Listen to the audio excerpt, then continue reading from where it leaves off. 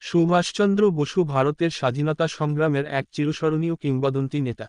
ভারতের স্বাধীনতা সংগ্রামের ইতিহাসে তিনি হলেন এক উজ্জ্বল ও মহান চরিত্র, যিনি এই সংগ্রামে নিজের সমগ্র জীবন উৎসর্গ করেন। তিনি নেতাজি নামে সমধিক পরিচিত। সুভাষচন্দ্র পরপর দুইবার ভারতীয় জাতীয় কংগ্রেসের সভাপতি নির্বাচিত হয়েছিলেন।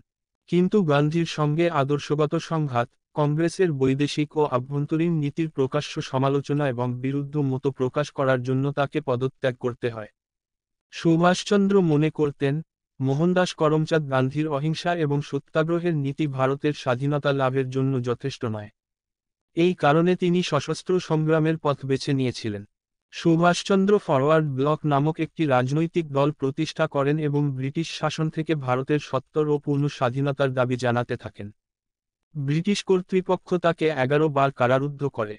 তার বিখ্যাত উক্তি, "তোমরা আমাকে রক্ত দাও, আমি তোমাদের স্বাধীনতা দেব।"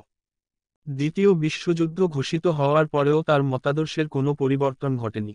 বরং এই যুদ্ধে ব্রিটিশদের দুর্বলতাকে সুবিধা আদায়ের একটি সুযোগ হিসেবে দেখেন। যুদ্ধের সূচনালগ্নে তিনি লুকিয়ে ভারত ত্যাগ করে সোভিয়েত ইউনিয়ন, জার্মানি ও জাপান ভ্রমণ করেন ভারতে ব্রিটিশদের আক্রমণ করার জন্য সহযোগিতা লাভের উদ্দেশ্যে।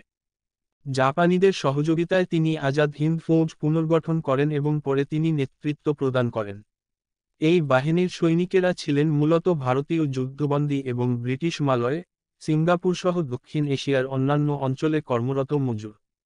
জাপানের আর্থিক, রাজনৈতিক, কূটনৈতিক ও সামরিক সহায়তায় তিনি নির্বাসিত আজাদ হিন্দ সরকার প্রতিষ্ঠা করেন এবং আজাদ হিন্দ ফৌজের নেতৃত্বদান করে ব্রিটিশ মিত্রবাহিনীর বিরুদ্ধে ইম্ফল ও ব্রহ্মদেশে, বর্তমান মায়ানমার, যুদ্ধ পরিচালনা করেন। ব্রিটিশদের বিরুদ্ধে নাৎসি ও অন্যান্য যুদ্ধবাদী শক্তিগুলির সঙ্গে মিত্রতা স্থাপনের জন্য কোনো ঐতিহাসিক ও রাজনীতিবিদ সুভাষচন্দ্রের সমালোচনা করেছেন। এমনকি কেউ কেউ তাকে নাৎসি মতাদর্শের প্রতি সহানুভূতিসম্পন্ন বলে অভিযুক্ত করেছেন।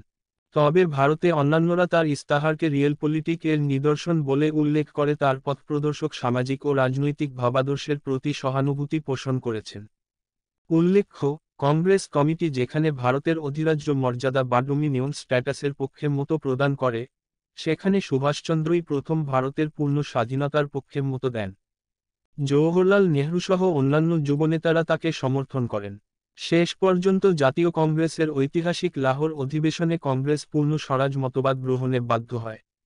ভগৎ সিংয়ের ফাঁসি ও তার জীবন রক্ষায় কংগ্রেস নেতাদের ব্যর্থতায় ক্ষুব্ধ সুভাষচন্দ্র গান্ধী আরউইন চুক্তি বিরোধী আন্দোলন শুরু করেন। তাকে কারারুদ্ধ করে ভারত থেকে নির্বাসিত করা হয়। নিষেধাজ্ঞা ভেঙে তিনি ভারতে ফিরে এলে আবার তাকে কারারুদ্ধ করা হয়।